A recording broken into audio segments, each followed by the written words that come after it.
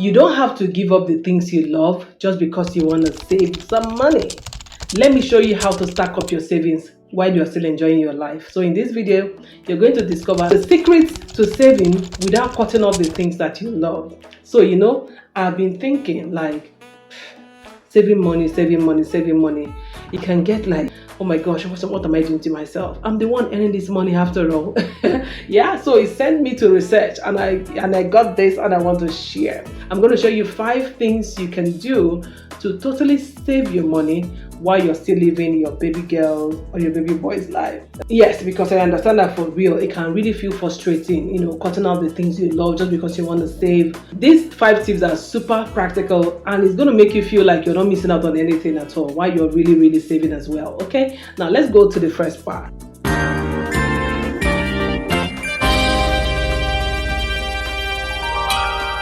Learn to shop with discounts and deals. Those things you overlook. Like you enter ShopRite, for instance, they give you their pamphlets and tell you deals and all that, and you just totally ignore it because in your mind, I just want to really shop and get away. I don't have the time for all of this, right? See, you need to pay attention, because you have a goal. Remember, our goal is to save while we're living the baby girl's life. Or baby, do you understand what I mean? So, look out for deals and discounts. You will be shocked how much you'll be saving. See, whether you're shopping in Nigeria, in the US, in New York, you discover that, hey God, you may not even need to pay full price. That's the truth.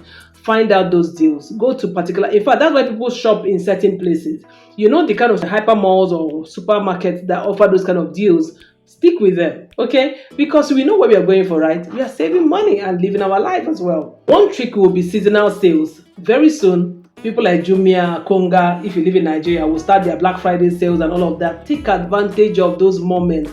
It will save you some money. So look out to buy certain things at this time of the year when the year is winding down and save a few bucks than buying them earlier. I know that, yes, the economy is going up and down and all of that. That's why you and I even have to shop smarter. Trust me, look out for those deals. It will help you a great deal. If you're also in Nigeria, you know that haggling is not something you should be shy about. Haggling is a skill.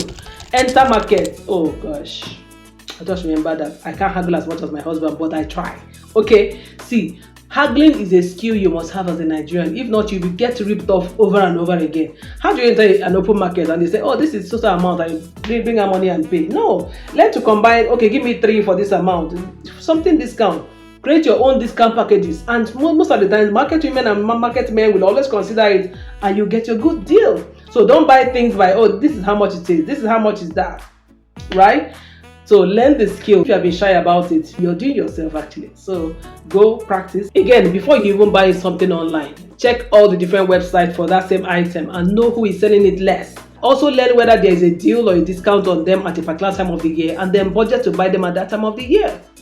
Shopping smart can be varied. I mean, there are different ways you can track. Whether you're buying children's clothing, your own items, household items, shop smarter. Yes, walk into shops and ask them for their discount and deals easily also, and you'll be shocked what you're going to get.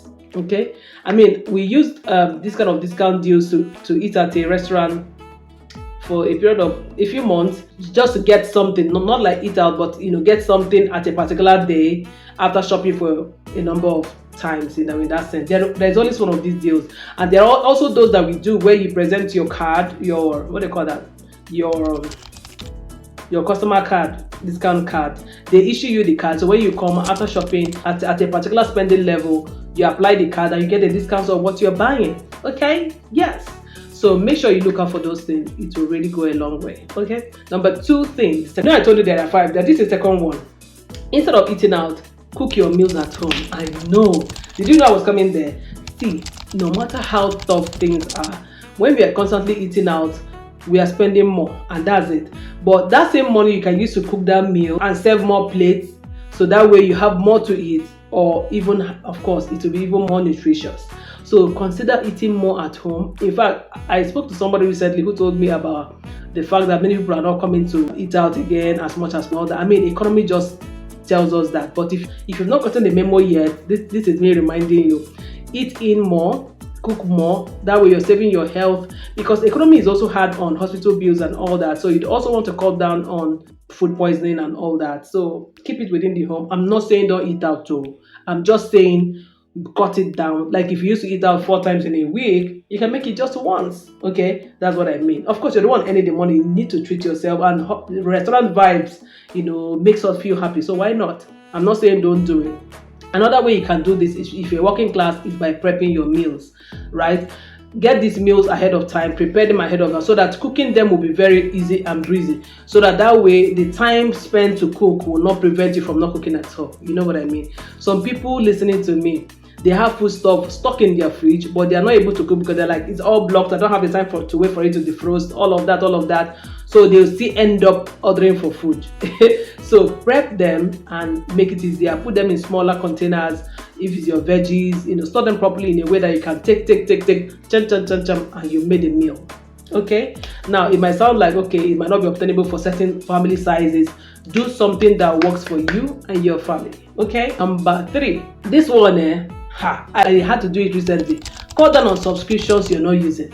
Sometimes you're subscribed to DSTV, Showmax, Netflix, Linda KG TV. Does it still exist? Okay, I don't know. All of them. Prime Video. Are you watching all of them? Check it. Are you watching all of them realistically? Go and unsubscribe. Yes, go and unsubscribe. Choose one.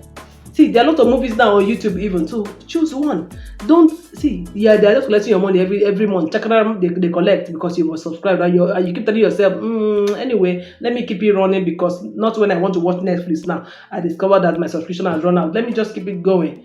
See, you are not going to watch everything. Life is bigger than just diversified entertainment. It's still TV. Choose one. That's number 1. Subscriptions on your email. Things you subscribe to. Email, newsletter, bucket email services, payment platform services, all of those things. If you've not been designed recently, why is subscribing to Canva again? All of those things that you normally see, you found out that you're not even using them as much.